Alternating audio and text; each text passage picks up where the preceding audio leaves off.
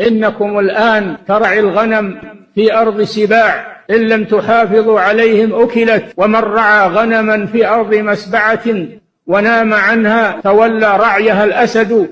اليوم تغير عن الأمس، والحاضر تغير عن الماضي، فاحذروا على أولادكم، لا تنشغلوا بدنياكم عن أولادكم، أنتم المسؤولون عنهم أمام الله، وأنتم الخاسرون إذا فسدوا وضاعوا.